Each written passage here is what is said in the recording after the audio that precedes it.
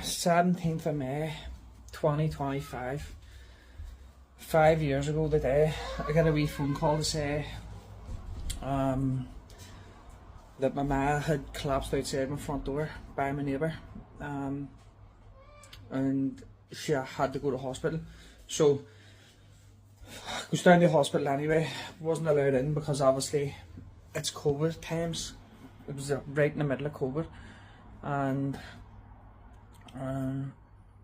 so can't get into the hospital. Don't know what's happening. Obviously my ma goes in, and at the time I didn't know, but when she gets into the hospital and when she gets through the doors, my dad's not allowed in, so she took a seizure on the way into the hospital.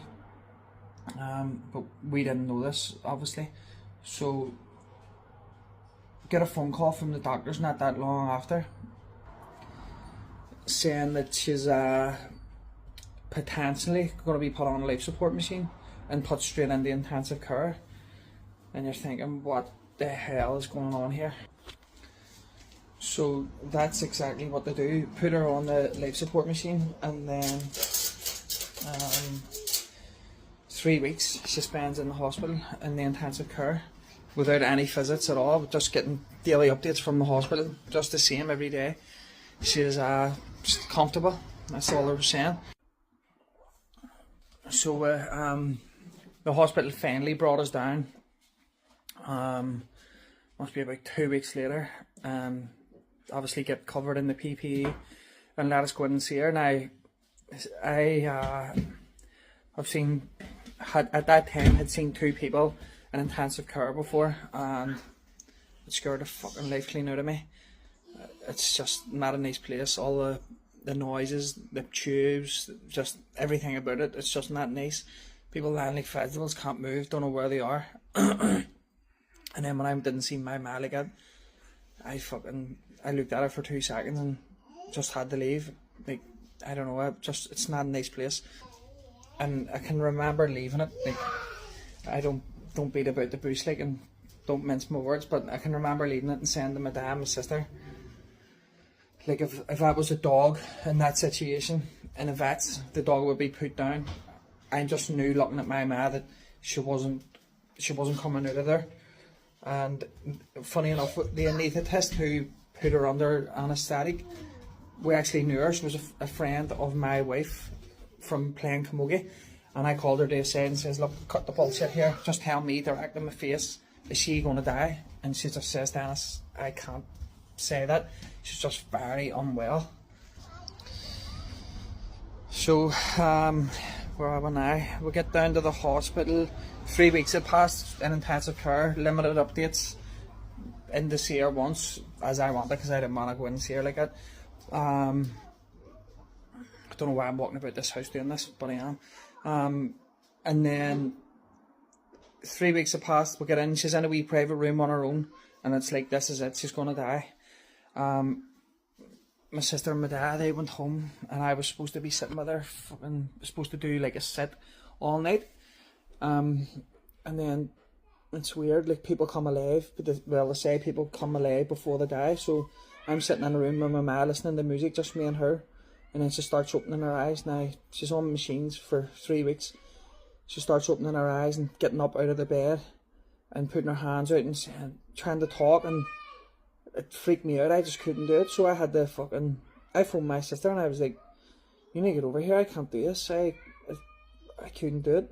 Not ashamed to say it, it's not for me. I know it's the last time you're going to be with her, but I just could not sit in that room and watch it. It was like the worst thing ever. So I leave the room anyway, and we're sitting out in the waiting area, and then my sister squeals, and me and my dad, my wife, runs in, and that was it. It was over. And just like that, your ma's away. What do you do? What do you do when your ma dies? You're like, you're lost for words. You still till this day, but you're just thinking, why? 58 years of age, dead. Like, I had 2 kids at the time. You met my wee lad once, and you're like, what the fuck is this all about? Like, what's life all about? You question everything.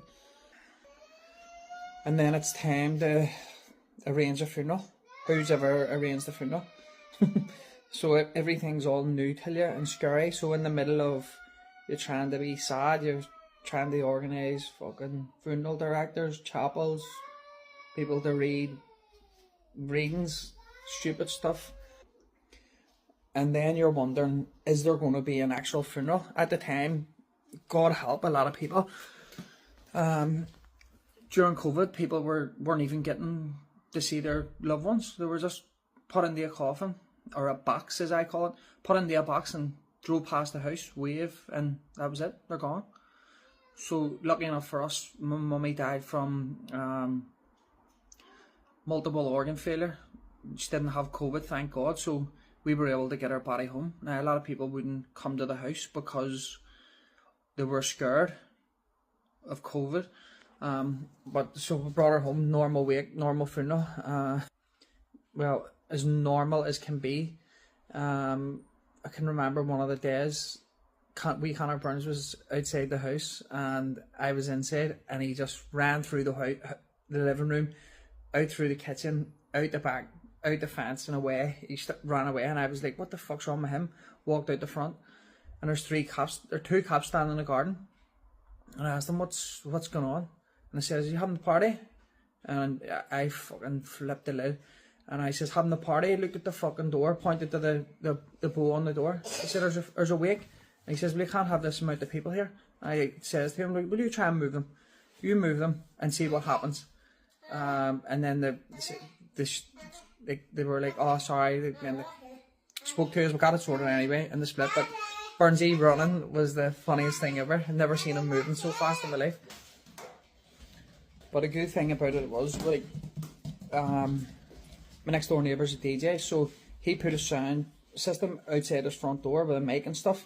So when the priest came on the day, obviously the chapel wasn't letting people into the mass, so the priest on a mass put the coffin out in the middle of the street, and the priest on a mass outside the front door. It was really nice, and obviously the weather was absolutely amazing. So as normal as can be funeral, got to say our goodbyes, but still 5 years later you think, what the fuck, how is my man dead? But I just wanted to share that wee video of what happened on this day 5 years ago and how mad COVID is. My son's making a funny face outside the window. Me to see us.